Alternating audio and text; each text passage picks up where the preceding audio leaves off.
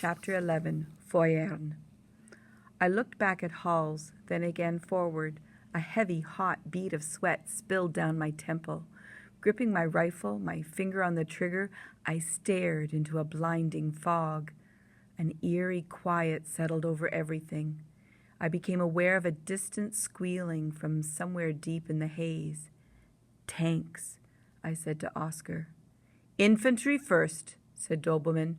"They will throw infantry at us first." From our lines, green flares were fired, turning the fog an odd chartreuse color. The flares had been a signal to our mortar crews. Projectiles were dropped backward down hollow tubes. The tubes coughed them back out as far as 700 meters. Rendered invisible by speed and fog, the high-arcing projectiles seemed simply to disappear.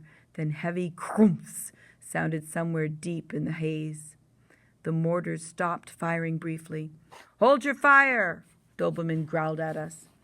All along our lines, helmets gleamed darkly, wetly. Our trenches bristled with weapons pointed at the screen of fog. Coming from somewhere in it was a sound of hundreds of fast, heavy footfalls. Men in boots running, gear rattling, panting, getting louder, getting closer. At 200 meters, Russians burst screaming out of the fog. "Feuern!" Doberman yelled for us to open fire. Our lines erupted. Again and again I pulled the trigger, fired at oncoming brown uniforms, reloaded, kept firing. Adding to the horror of sound, all along our lines, mortars, light artillery, and machine guns blasted at the Russians. More and more brown uniforms crumpled, went down. Still endless numbers kept coming. Some stepped on landmines. They and those around them disintegrated. Mortar and artillery rounds scissored the others. At 100 meters, many were snared by barbed wire. They struggled to get free of the stuff, twisting and turning in every direction.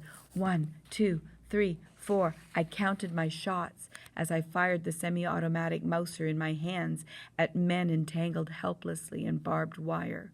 Bullets. At first I did not know where they were coming from. They peppered the ground around me, kicked fans of dirt in my face. They pinged off metal, ricocheted off the concrete blockhouse to my left. The air whined with them. They thumped against sandbags and they tore through flesh.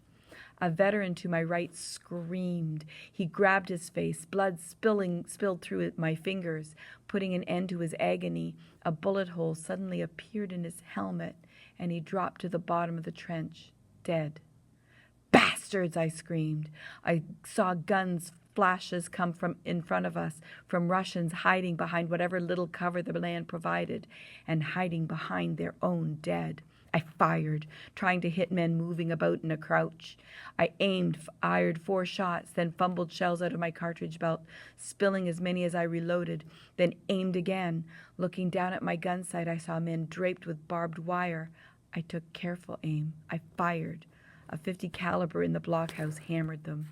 A human form slithered into a shell crater and joined a group of steel helmets collecting there, not 80 meters away. A Russian machine gun appeared on the lip of the crater.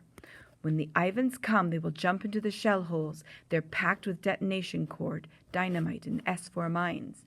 Doberman's words going round and round in my head. I searched for the detonator box, only to find it already in Jacob's dirty hands. Eyes wide, he gave the plunger a quarter turn, then shoved it down. Not one, but an entire network of craters erupted. "Did you see that?" Jacob yelled, seeming both startled and pleased by what he had just done. More craters in that wasteland exploded. Then there was just a chatter of machine gun fire coming from our lines, and occasional pops and bangs of rifle fire. Scattered groups of Russians were running away beneath the drifting ceiling of smoke and fog. Some of the fleeing brown uniforms went down, hit in the back. I realized I was seeing all of this through one eye. My left eye was closed. With my right, I was looking down the hot barrel of my rifle. But I was not firing. I could not shoot anymore. I lowered my Mauser. Numb, I watched as the last few Russians limped away. Some made it. Some did not. "It's over," I thought. "Thank God."